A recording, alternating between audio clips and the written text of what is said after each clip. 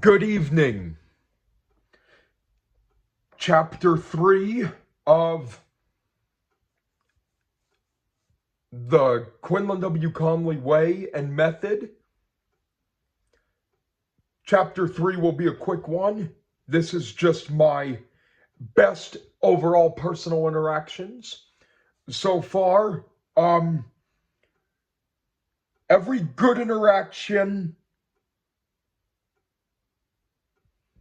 for starters, every good interaction, for me, as long as they're answering all my questions, tell me what I want to know, they're friendly, is rewarding. But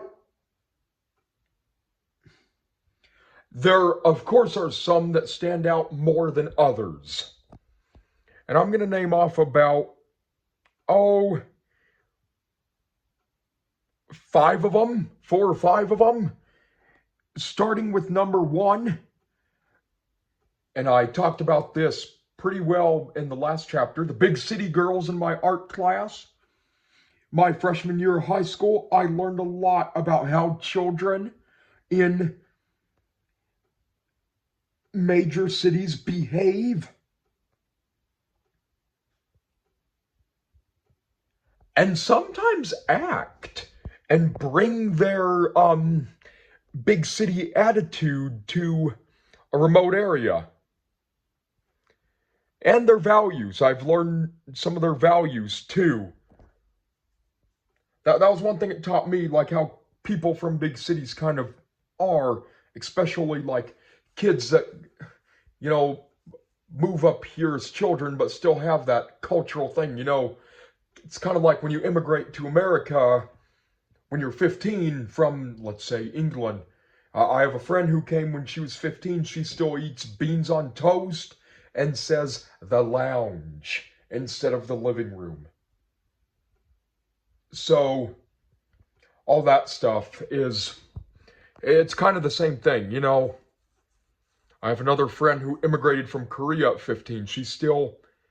They've both only been in the US 4 years, but they still cut the meat with scissors instead of knives because that's what they're used to. My German friend still, goes to the bakery to get bread instead of getting it at the store.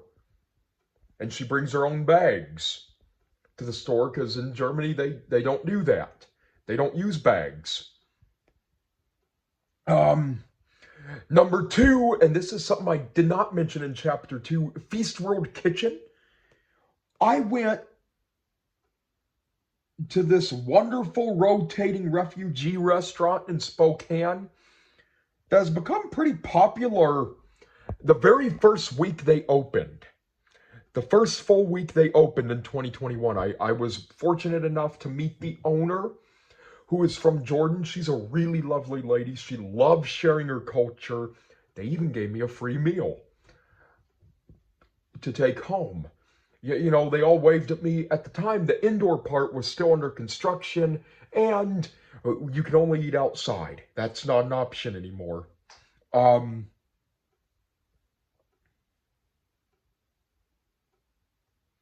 I have made many friends with customers and chefs and volunteers at this organization. It is lovely, lovely.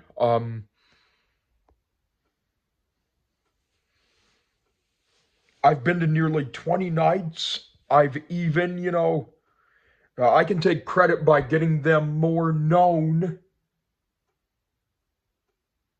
and more notice because in 2023, I did a video on the restaurant, as you guys may have seen. 2 weeks later, they were on the news, sharing their story. So I kind of feel like I did my part in making them more known. And I feel that I was pretty successful at that. And I'm one of their repeats. Number 4, meeting my British friend, Evangeline, in college. Awesome young girl, and has an older brother that has the same way of life and the same mission that I do regarding these things. He's 31. Um, she's a real good kid. And her brother never met him. He's all the way in England, but really good guy, I'm sure. Um, and then number 5, the people I've met at Monday night dinner gatherings. They are awesome. There's a mix between young and old, singles. You know, a lot of people, a lot of religious families go there, immigrants. Um, you know, they all share different stories from around the world.